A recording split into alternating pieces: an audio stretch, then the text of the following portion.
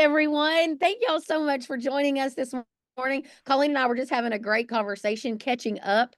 When you are business development for companies, you tend to see each other in passing and you're happy to see each other in person. But we found a whole 30 minutes this morning to make sure that we were rocking and rolling and ready for you guys today.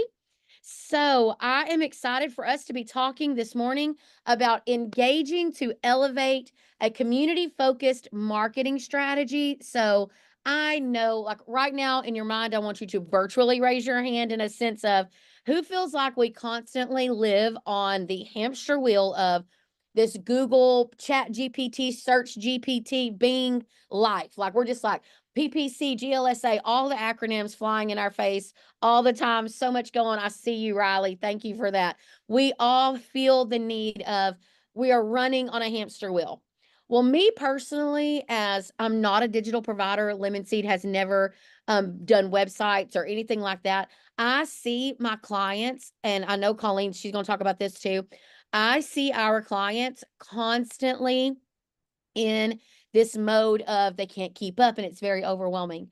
My mission in life as a marketing company has been to show people the importance of foundational building of your brand and not taking your eye off the ball.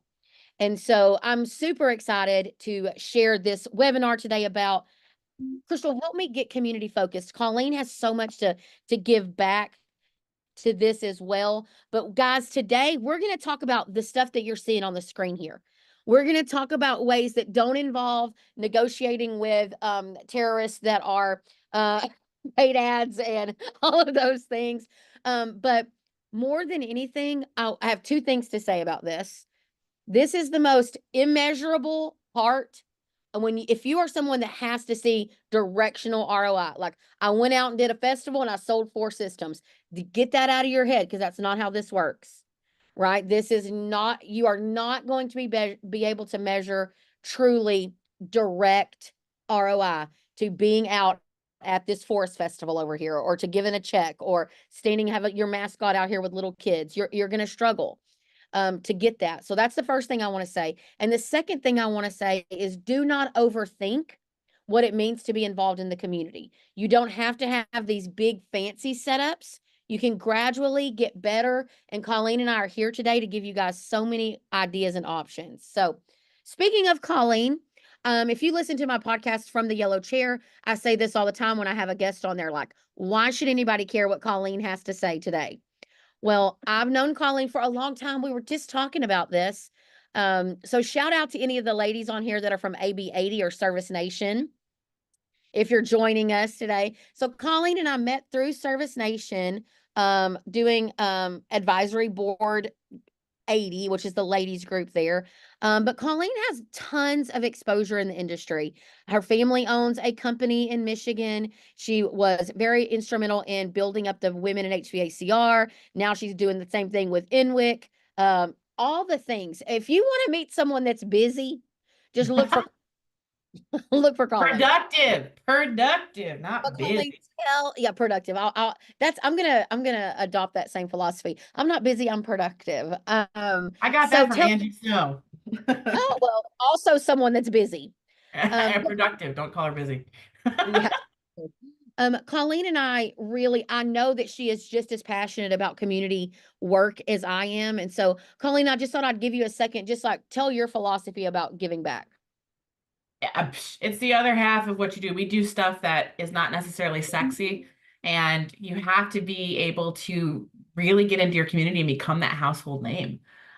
Because people want to do business with people they like, people they resonate with, people they have stuff in common with. And so when your business is able to put themselves out there and actually partner with organizations that people really care about, that sets you apart. Now it's like when I do have a need, because nobody's, like Crystal said, there's no immediate measure of an ROI on this. However, it is some long-term investment that you're making in people's minds and headspace, so that when they do have a need, the first person they're looking at on that page, we talk about this in my stuff all the time. People look at that Google search page, they make irrational decisions based on irrational filters. Like, I Yeah. liked their color of their logo. I like they're involved with the Humane Society. I know them from the parade. They do stuff at my kids' high school. Whatever it Yeah. is, those are the things that are the differentiators that get you clicked on. It's one thing to be found on a page, it's another to be engaged with. And what is it that you're doing to relate yourself and your business to your community?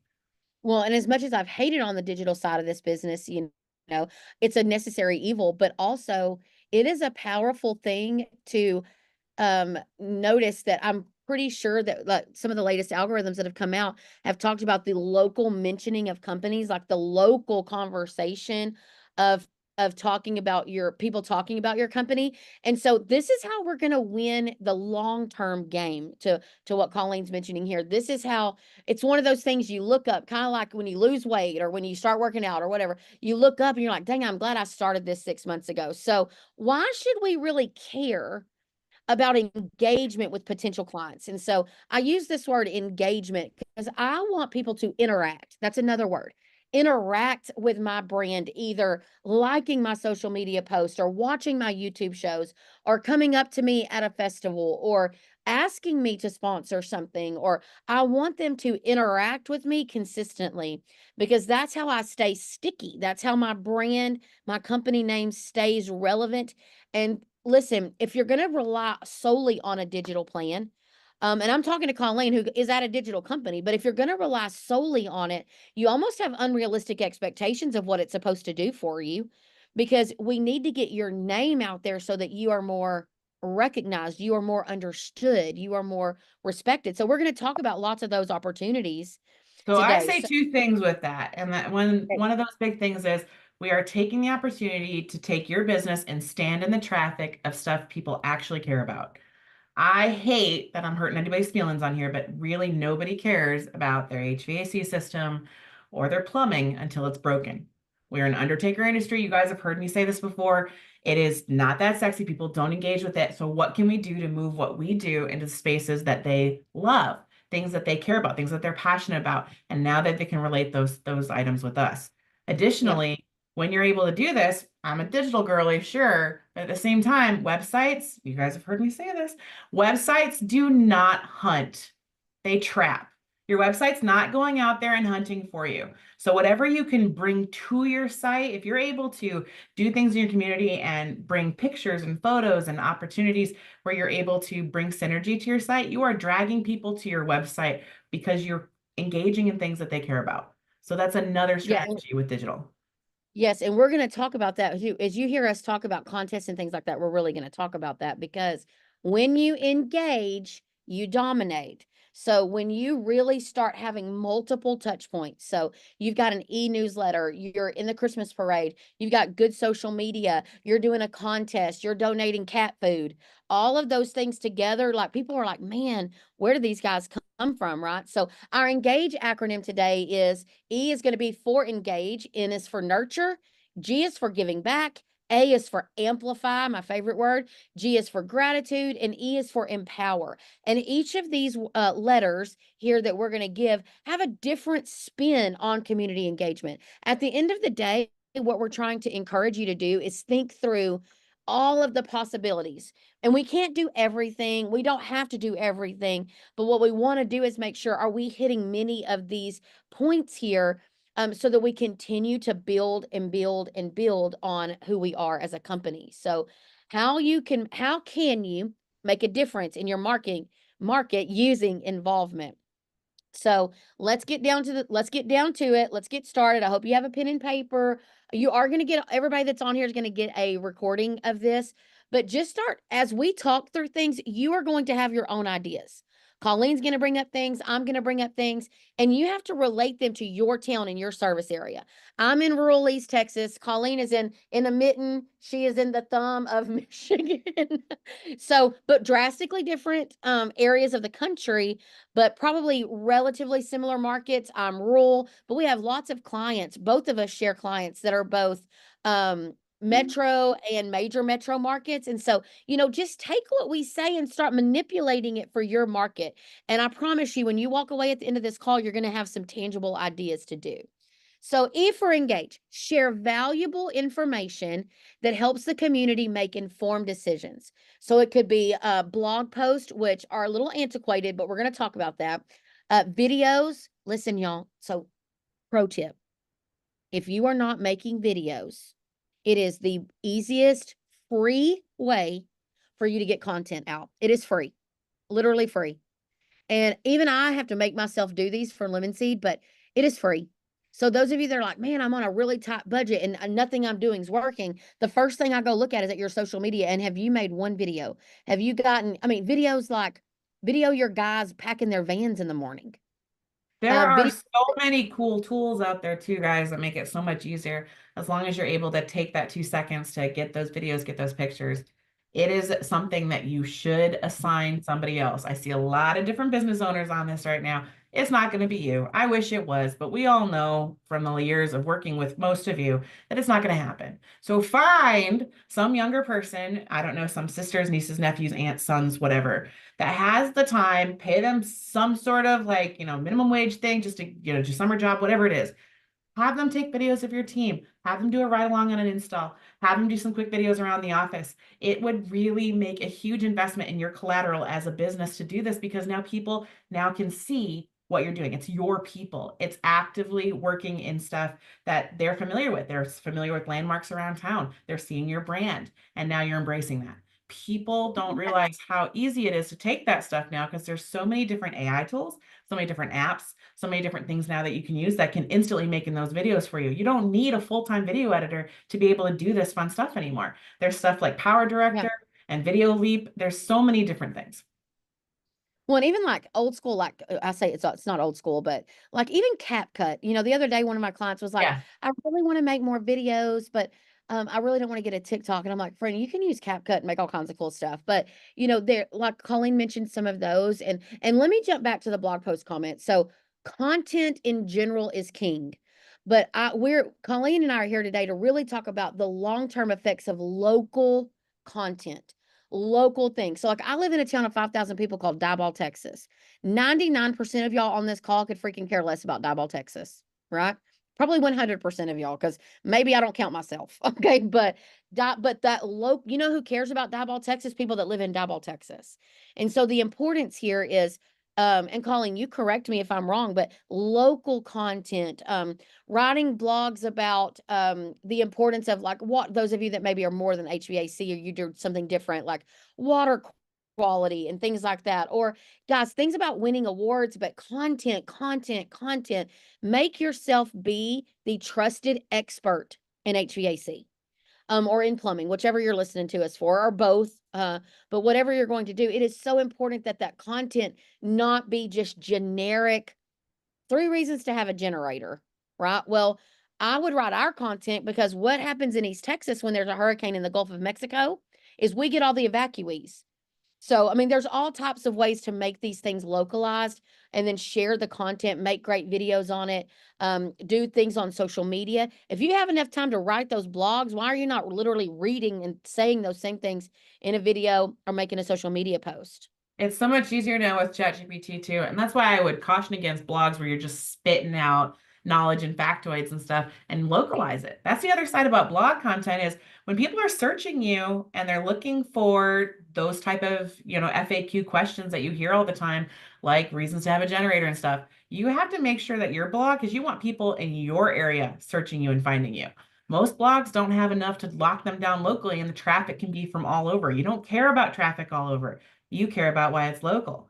So that being said, when you're doing that kind of stuff, being able to add video, being able to take what you use in a blog, make a script out of it, be able to add it to your social media post, be able to apply it to an actual story locally of a customer that you helped with this, that makes a bigger impact and you're able to anchor it down to your local audience rather than just shoot it into the internet and hope anybody reads it. Absolutely. I mean, don't get caught in and don't get caught up in that. Here's a couple of good examples. So, Innovative is a company out of Beaumont, Texas, and this is their Facebook post. Again, it is Colleen brought up a really good point. This is definitely speaking directly to the client right here, like say hello to smoother flow. We just installed a lift station on a kitchen sink, added a brand new sewer line, making sure everything drains like a dream. So as the consumer, I'm engaging with people in my community by showing, number one, this is actually a house in Beaumont, Texas, or in their service area. These are like real people working right here. This is not an AI generated image. This literally looks like the dirt in my backyard if I lived there, right? These guys look like people that live where I live. They're using actual tools and things that make me realize, like, yeah, I could not do that. But also, like, everything drains like a dream. And I'm like, oh, my kitchen drains. Something's wrong with it. Like, it drains and Thanksgiving's coming up. I should call them. Right. So it's not that they're immediately going to be like, oh, thank God. Now I know who to call. Let me click and call Innovative right this moment. But what they've done with this one singular post here is they have now encouraged and said, now they have made one more touch point with a potential client that says, hey, we can help your drainage problems at your home. Thank you for choosing the All Stars of Comfort, Innovative Air Cooling. So it's just very localized. Then here, this is a client that Colleen and I both share. Royal Air Systems is in Massachusetts. And I love the word debunk, because this makes me interested, right? Like who, all of us want to have a secret code, right? Who doesn't want to have like an insight? Like I have a secret, but this makes me feel like, am I being like I need to, it's something to be debunked. And this is an actual video. And so he is on here giving a video, basically testimonial of you should just keep fixing your old furnace instead of replacing it. So he is a video, gives a video content about this. And people are watching these. Again, are people immediately clicking and scheduling a time? No. But she is establishing her people as the expert in the market utilizing this video here. Now, there's a strategy to this, though, because you have to identify the people in your company, first off, that are going to be that ham or that person that's really comfortable in front of the camera, because not everybody is, and you already know those people in your organization. Additionally, that be very specific, guys, because when I talk about hiring an intern for some of this stuff, the thing is there's a big difference between having, oh, I have a really engaging tech that he just makes videos and puts them on his phone and just posts them for us. Guys, that's not necessarily a brand. And what happens when that tech leaves? The follower goes with those techs. It doesn't stay with you. Mhm. I see so many companies are like, yeah, I have, Edward in the field and he is so dynamic and he puts all this stuff up here and he records things and there's so many people following us. But when Edward leaves, it's not about the company, it's about Edward. So when you set this up, be very intentional, very strategic about how you are putting these people up in your organization, how they're talking about your organization. Additionally, make sure it's your account. Make sure it's your TikTok. Make sure you have a third party that is fully responsible for this because most of the time, I'm going to say this again, it's not going to be the ownership. It's going to have to be somebody whose sole job and their KPIs for their job is to collect content, create it, post it, and be able to make sure that it has all of your company's relevancy in it. So there Well, is and some if I can intentionality here.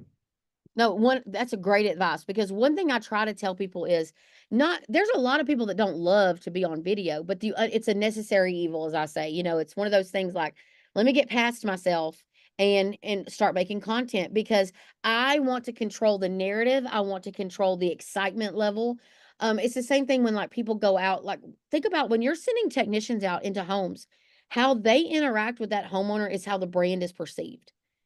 And so if they're buttholes or, like, if they drive up smoking cigarettes and putting it out in the driveway and then their shirt's all untucked, then that's the same vibe that you get for everything that you do. So I just want to encourage here, like to Colleen's point, it's about having a strategy for what you're putting out into the market.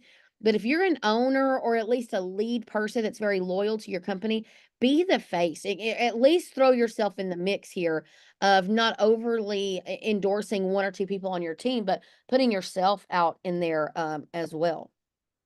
So, all right, let's move to N for nurture. So, foster relationships with your customers and the community. Be approachable. That's a key term here. Respond to feedback, good, bad, or indifferent. You're answering reviews and show genuine interest in their needs and challenges. So, I'm going to start with the approachable part. If you are a social media tyrant, where basically you love a good get behind a keyboard day opportunity to, Have hot takes. be, yes, like just be constantly having an opinion.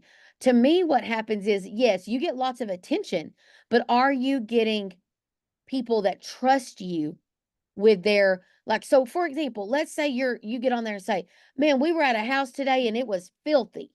And all of Angelina County, y'all need to clean your houses up, blah, blah, blah, blah, blah. And I can't stand kids living in this environment. What do you think the next person might think? Well, what if they don't think my house is clean? Like, what if they put me on blast? Or, what if I accidentally, you know, my card gets declined when I go to pay them because I use the wrong one and they blast me on social media. So you have to be careful. I'm all for it. You have full rights in America to say what you want to say and be who you want to be, but you are also responsible for the fallout that comes from those things. So to me, I protect my identity on social media and in groups and all of those things in public because I want to be approachable. I want people to have the opportunity to come and speak with me about this and really have a good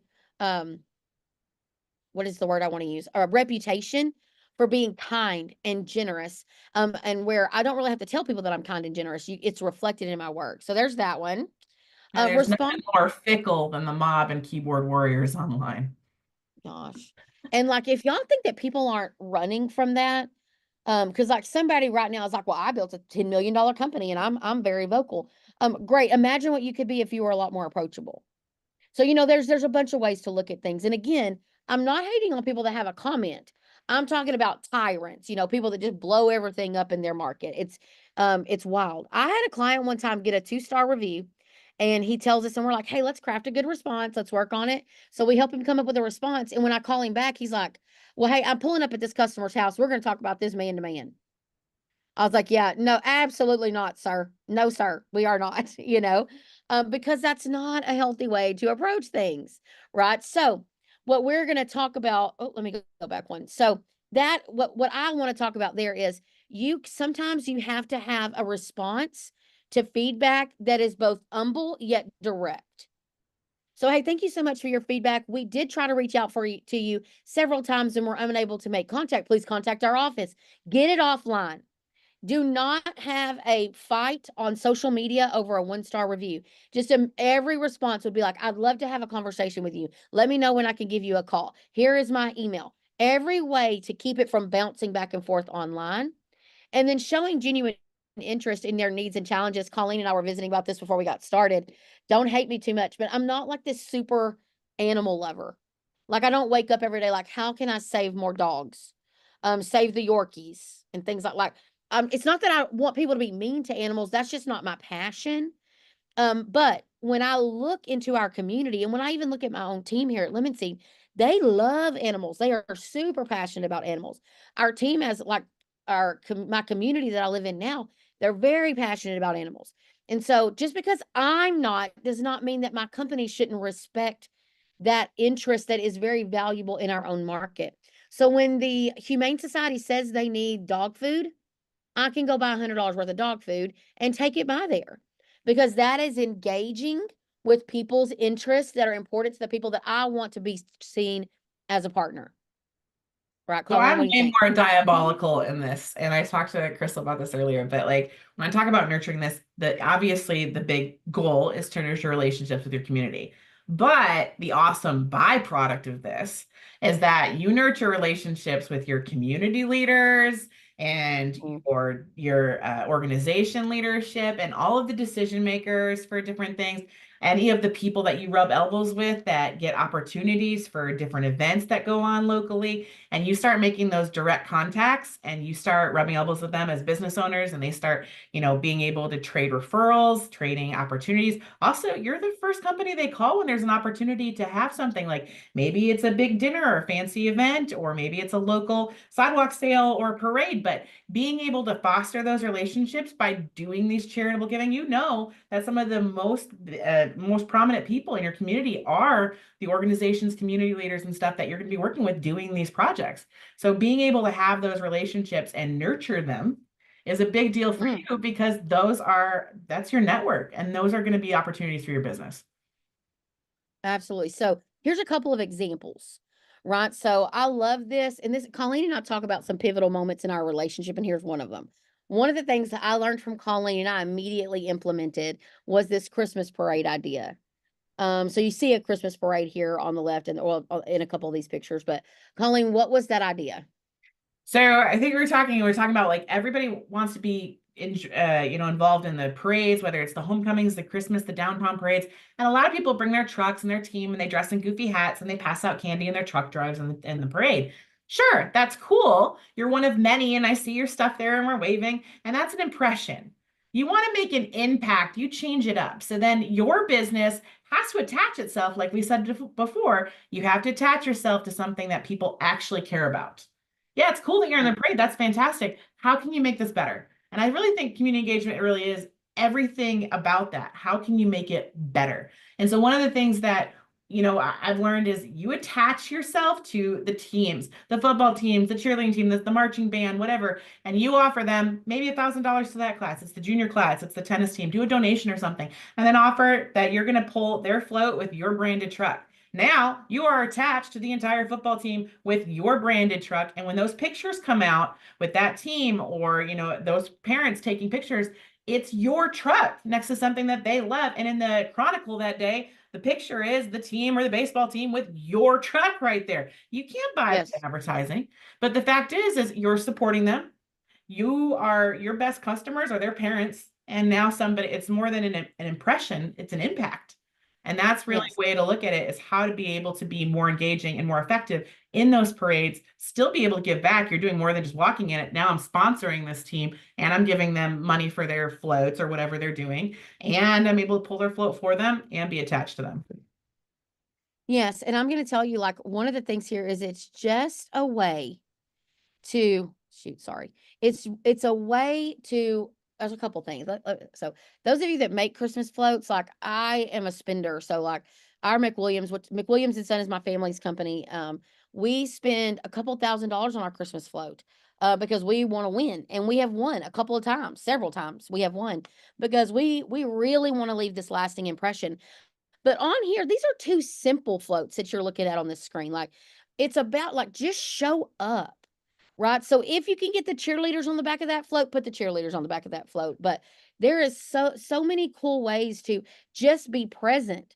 A lot of us are just lazy sometimes, like, "Oh, we don't want to go drive in that parade, or it's 2 towns over." Those of you that have some sort of veteran tie-in, are you in the Veterans Day parade? Is your mascot at the Veterans Day performance? Where are you that you are engaging with things that are reflective of your brand? And I loved that idea of I'm like, man, that is such a genius idea of just connect your float, your truck to there. And sometimes like my family's pest control company, our town had die ball day, which a lot of you guys have like, your town day. And so we had die ball day, we had a parade, it had like 75 entries in it. And Spot On Pest Control, which is my sister and brother-in-law run that pest control company. All we did was have Johnny, our mascot, the ladybug, in the back, and he's just waving and she's playing music and he's dancing. So many people included that in their post of the day.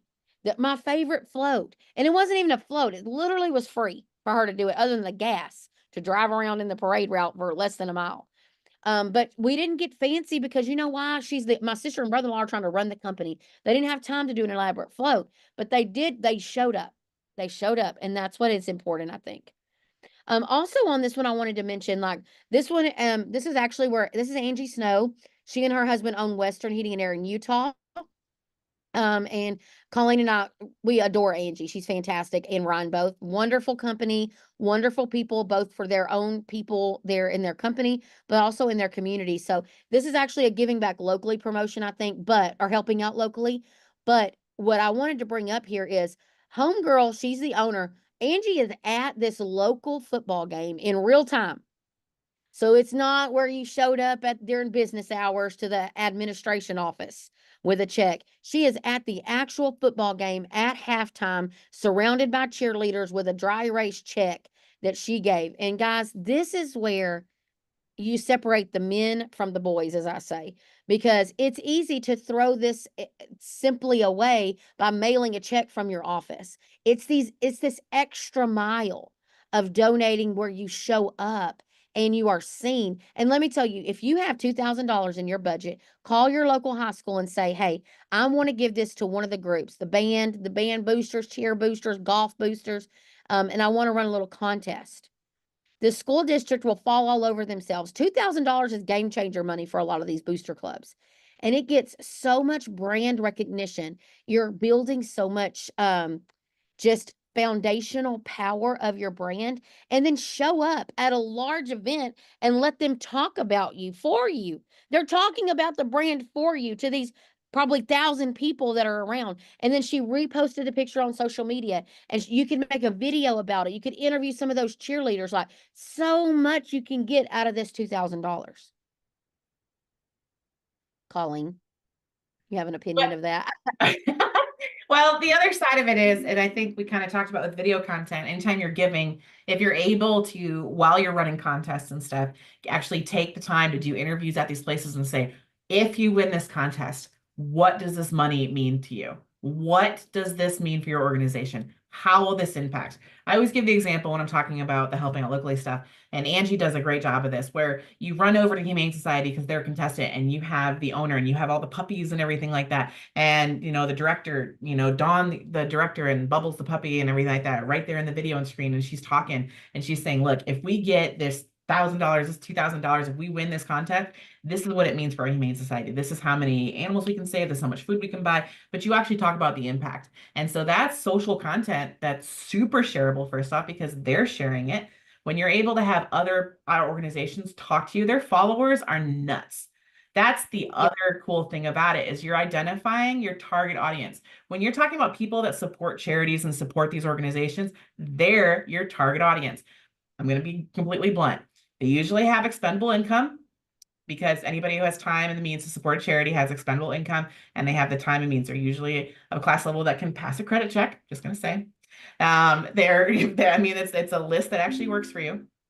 In addition to that, you have identified people that can afford your services. You have identified a group that you can market to, because now you've identified a lever of something they're passionate about, because this group, when they voted for this, that they're passionate about the Humane Society. They're passionate about, maybe it's breast cancer, whatever it is. And you can structure offers around how you give back to these organizations, to those lists of people, because now you know something they care about. And so you can stand in the traffic that all day long. So when Angie's able to do, like, when she does any kind of contest, she doesn't do it halfway. She's like, how can I make it bigger? How can I, get more impact out of it? What can I do to make it a little bit more personal for everybody? Yeah, and listen, I want to speak on something else that Colleen just said too. There is a sense of, if we're going to do all of this work, you have to make your mind up, right? You need some sort of return on brand involvement, right? We need something. If we're going to show up and we're going to drive around in a parade, yes, we're doing it to be fun, but we're also doing it to build our brand. Okay. Now, there are some things that you just do out of the goodness of your heart. So, no, if you give, if you help out one of your team members who is going through something terrible, I wouldn't post on social media like, here's me giving my employee $1,000 advance. That's not what we're talking about here, right? This is about brand building in the right environment so that you gain exposure to your target market. So, like she's saying, we want to reach people that can be reached. So, here's another pro tip, and we've talked about this before. If you're going to do a system giveaway, right? You want to give away a whole new system into the market, or water heaters, or whatever you want to give away. And you go, you know what? I want to give it to someone in need. Okay, that's great. Let's do it. But who do you think you're building an email list of all of the people that are what? That cannot afford a new system. So just understand that if that's the direction that you want to go with giving a system away is to a needy family, it is not meant to build a list for you to remarket to. Because you'd be remarketing to people that if they could afford it, they probably would have already done it, right? Unless you have a plan of like, I'm going to in-house fund some units, or something along those lines, versus just going out there and saying, we're giving away a system. Who would like to win a new system, more as like this big celebration thing. So just understanding what your expectations are important here, because both, there's nothing wrong with either one. You just need to understand why you're going to market the way you're going to market with your giveaways. And don't be afraid of being braggadocious. I know that that was a big thing for talking for any of the contractors I work with, where they're like, yeah, we do a lot of giving. We just don't really do it for that reason. We don't want to brag about it. But I think one of the things that they miss, that I feel like is a big deal, is you as a local business have a platform. And for as much as you think it's being braggadocious, you are bringing awareness to causes that other people have no idea about, that you are Yes. helping raise awareness for these groups, these organizations, these local charities, these local activities and stuff, that you have a platform to use. And this really does help them. So it's not one-sided. There is synergy in this. Absolutely. So, to go back to, well, it won't let me slide back today, but it leads us right into giving back. So at the core of community involvement and engagement, okay, at the core of it, it is about giving back. Okay. It's about giving back of your time, your resources, financially a lot of times. And it goes beyond everything having that direct ROI. I know I keep beating that up, but it really helps strengthen your ties in the community, and enhances that brand reputation. So, when a company comes to me and was like, man, we really got beat up last year, our pricing, we took some really hard hits with, people were blasting us on social media. We went through this big thing where we get 1-star reviews. Do you know the best way to start rebuilding your reputation? Start giving back. Start giving of yourself, start giving of your time, your team. And what it does is it starts a shift in the market of how people perceive you. So, one of the things I love is this helping out locally program that Online Access has. I get so excited when we share a client because I'm like, are you doing helping out locally? Because it is genius, and it is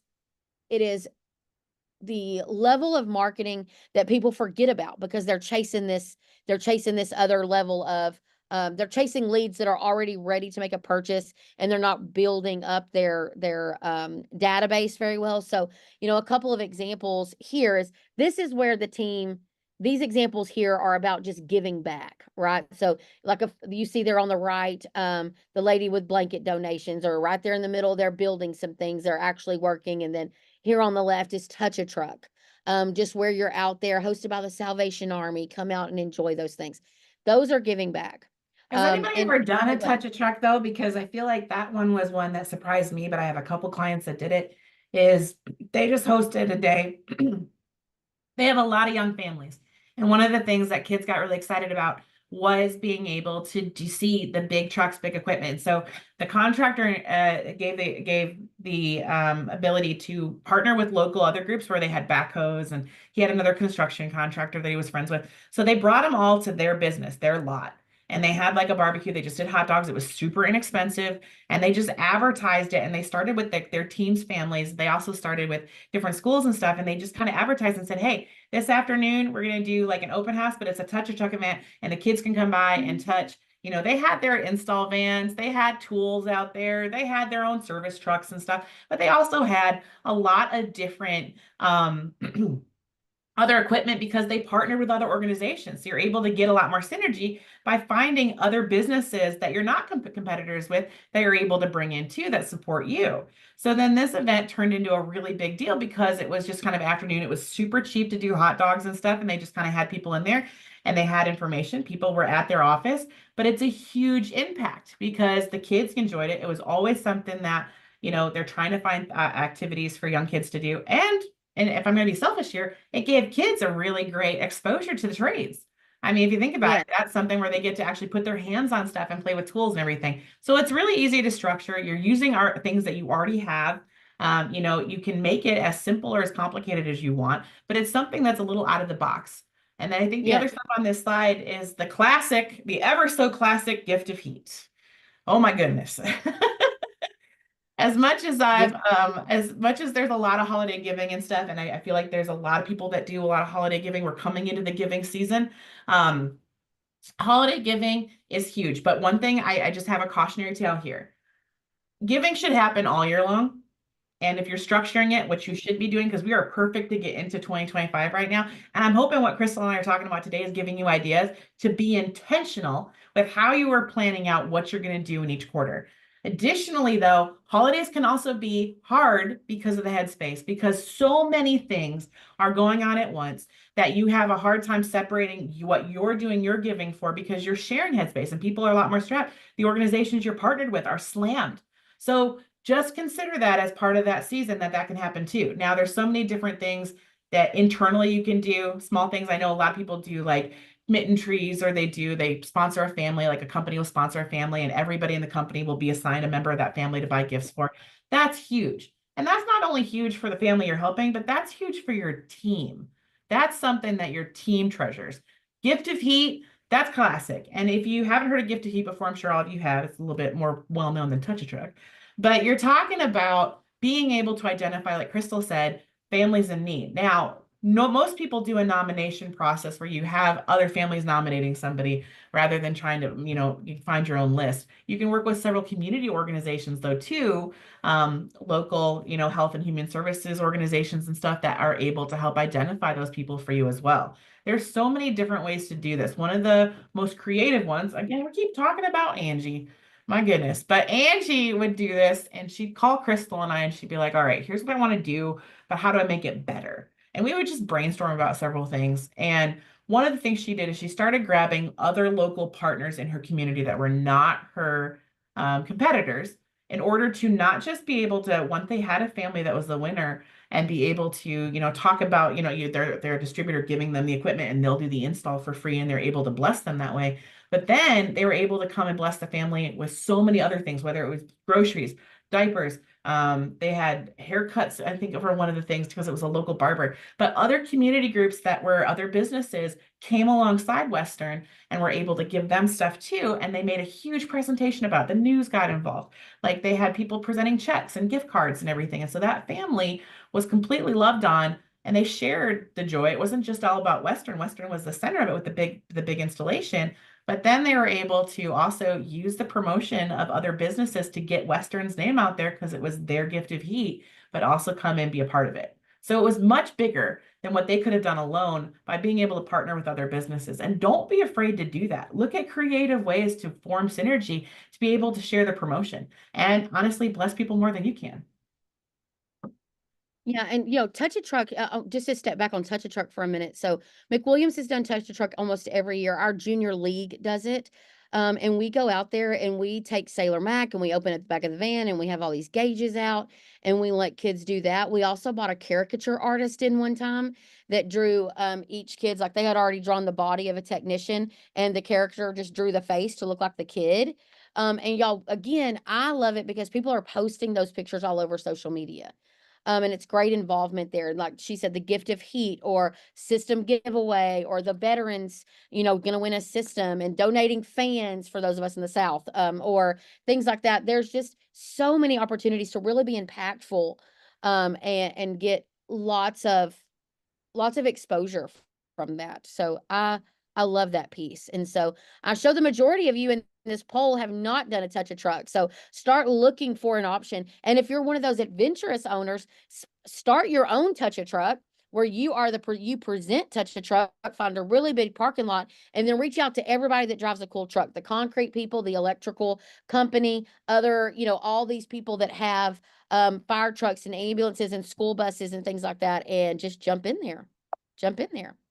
And then here is the contest that we keep talking about, the helping out locally and how it works. A big thing that I like to say here about this is a way for both sides of the fence to be happy.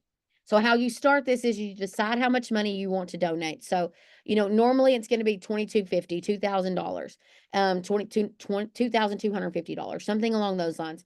And you say, okay, the first place gets 1,000, second place gets 750, and the other one gets 500, or whatever your amount's going to be, 1,500, 250, whatever you're going to make that amount. But then you reach out to these organizations and say, hey, I'm wanting to do a fun contest to bring awareness to your organization. You are guaranteed to win money from my company. Are you interested in helping me promote this? Because if you help me promote it, you could potentially win $1,000 or whatever your top prize is. They 90% of the time will say yes. And you can get them to start promoting this contest in their own newsletters, on their own social media, with their own donors list. And then, guys, hello, all of those people are now exposed to your brand and who you are as a company in such a positive way. So, Colleen, tell us a little bit about this particular one that's on here. So helping out locally, this was Central Oregon's one, but we've done well over, I believe it's over 60 or 70 contests now. Since we started this about 6 years ago. And like with just several companies, that's just the ones we work with, but like the amount of money given is well over $250,000 to charities now from what we've counted up, which is Mm. nuts. Because it just kind of grew and grew and grew and grew from what we started as. But the whole idea was it was another contractor that was like, we were working with, and he was like, I'm sick of paying for marketing. It's just stressing me out. I just want some forms. I want to give it to charity. We're going to do a contest. Can you build me some forms on my website? I want to put up a couple of charities and have people vote. And so we did it. And you know what? It doubled and tripled his website traffic because people were coming in to vote all the time. And he saw the effects on his business because of how many people engaged with him outside of when they had a need, and they were able to, resonate with the causes that he was putting up there. And so we started building a lot more into it to make it a lot more sophisticated, to make it a lot easier to vote, be able to do text message voting, build mail lists evenly. So one of the cool things about helping out locally is it's not a flash in the pan. It's not a week. It's not 2 weeks. It is 2 months long. It's a campaign. You usually can do 3 to 4 of them a year. I recommend 3. Leave the holidays alone. But anyway, the 2 month is huge because you identify organizations in your community and you put them up, and there's a whole letter and everything to it. It's all done for you. But basically you just say, hey, I want to support you. I'm having this contest called Helping Out Locally. Wait, maybe it's Bob's Air Cares Give Back, whatever you want to call it. But you have a whole letter, you explain them, and you get to meet these charity directors and stuff because you're, engaging with them. But once they're involved, they're they get a whole kit of stuff that they can use to help promote this contest. And the voting starts. And immediately after the voting starts, when people start voting for their favorite charity organization, they put their cell phone number in or their email address, and then a letter comes from the charity director that says, thank you so much for voting in Bob's Air Cares Helping Out Locally contest, or whatever it is, gives back contest. We really want to say here at the Humane Society, it's a big deal. Your vote means a lot to us. And as a thank you, Bob's Air Cares, it's giving a $10 off coupon or a 10% off coupon for any future, service that you have. We really appreciate your vote here at the Humane Society of whatever. And that text message or that email goes while people verify their emails, because we did find out that people will cheat. So we had to put some security in there to have verified email addresses. Um, but like once you have all those cell phones, you have all those, like I said earlier, you identified a lever, because all the votes collected at the end of 2 months, you have a list of everybody who has voted for this charity. You've identified something they're passionate about. You do tell them you're not going to market to them consistently. You're only going to market to them to things that actually have to do with their charity. You can structure a whole bunch of creative ideas to market to people once you've identified that they're really, really passionate about the Humane Society. They're passionate about the soup kitchen, whatever it is.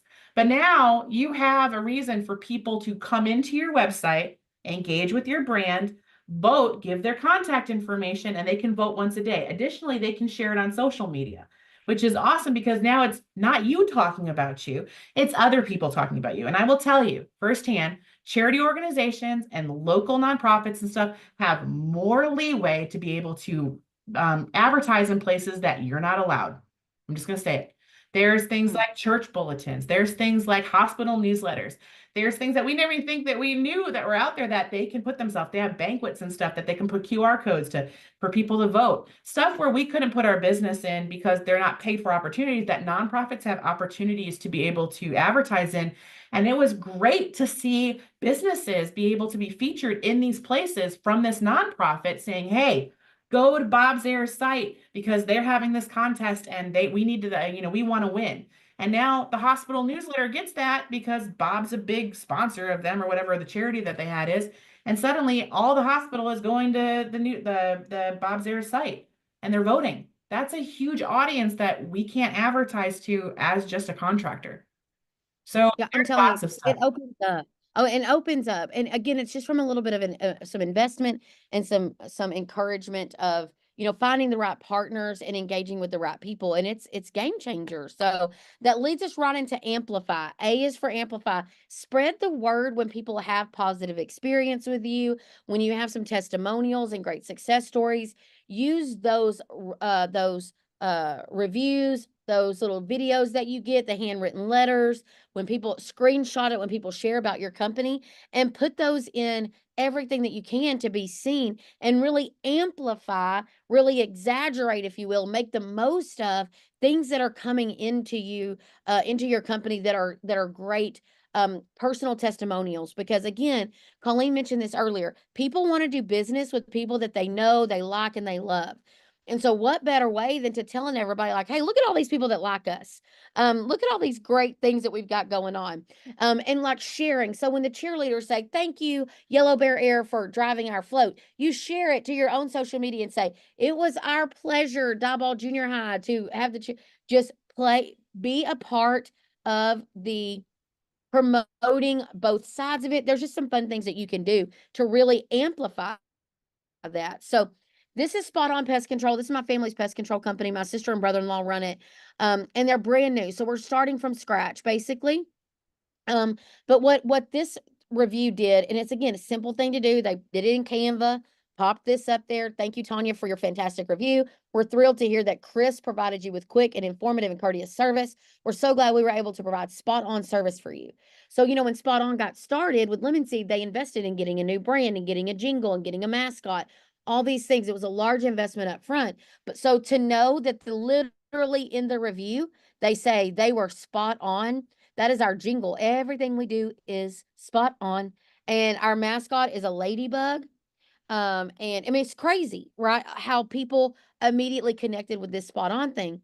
So what we did is we took this 5-star review off of our Google dashboard and we created a little thing about it, put some hashtags with it, and posted it.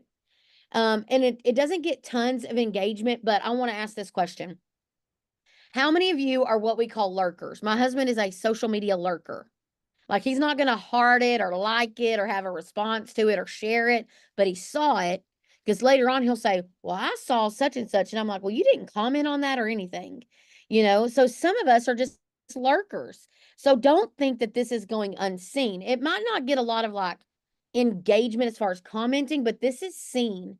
And this is a good mixture of a good post that's in a mix of different content on your social media channels. So this one was an easy way to do that. Let's go ahead and jump to G, which is for gratitude. So showing appreciation for customers and community members. A little thank you go a long way in building lasting relationships and loyalty. So I watch people all the time, like they'll win like business of the year and they'll stand up there and be like, I just want to thank my husband for walking beside me. It was terrible. Being an entrepreneur has been awful. I didn't know if I was going to make payroll, but I'm so thankful to win this. And then I watch a business owner get up there and be like, I'm so excited to win this award. I just really want to thank our community for coming and supporting this family owned business. You guys have trusted us to take care of your heating and air conditioning needs. Now, which one of those make you be like, that's my company? I was a part of that. Well, the first one sounds like they hate their life. Like, why did I ever do this? Right. The other one is like, so thankful. Now, listen, when you get back in the chair at the banquet that's terrible to go to anyway, just look over at your husband and be like, thank you so much for all that you've done to help me through this. But there's ways to show gratitude that are impactful and make people feel like you are truly humbled by the fact that they chose you. I'm going to step on some toes here. Y'all know people have choices. People have choices, right? They don't have to choose your company. So you want to make sure that you are truly humbled by the fact that these people are choosing your company. And so there's power in the thank yous and things like that. Another thing is like, what are the gifts that you guys are sending people when they make a new install? So you get a new water heater installed, a new HVAC system installed, a new repipe done, a brand new ductwork put in. What do you send clients? And is it reflective of your brand, or is the only thing you send the client the bill, the invoice? Right? So there's power here in really going the extra mile and sending, like, I had a really great company in Louisiana, and so he sent like custom jars of honey. Even if you're using companies like To Your Success, great company to help you just send out thank you gifts. Sending out things that are reflective of your brand. If you have a pirate mascot, like, how fun would it be to send out like that pirate popcorn and things that they have going on? Like, there's just fun ways to really reiterate your brand and ask for the referral. What do you think, Colleen?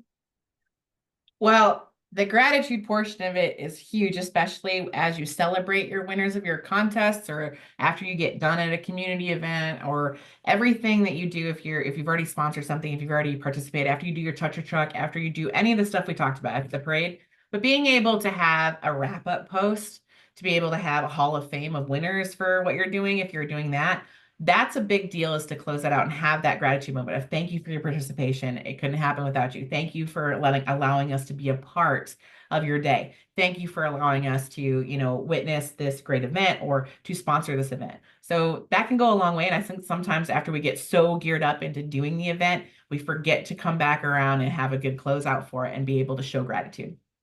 Yes, great point. So here's a good example. This is a client out of Dallas. Wonderful giving people. Just naturally giving people.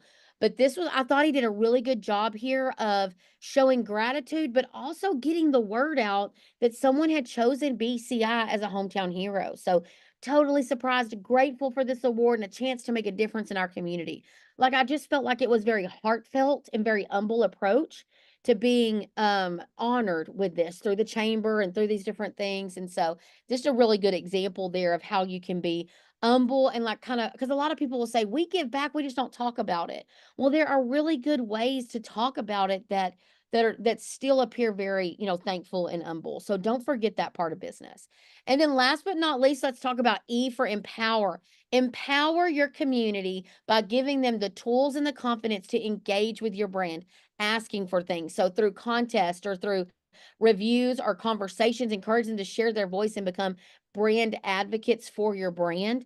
And so that's in your referral process. That is in your ability. Can people apply for your support financially for their organization? And then Colleen had a good point that I had forgotten about this, but even empowering your own team members. Colleen? So I got this from Crystal. She's going to talk about nuggets. This was one of my favorites, and I bring it to all my presentations about community engagement. But empowering your team. If you're going to get anything like from this today, like this is a big one that we forget.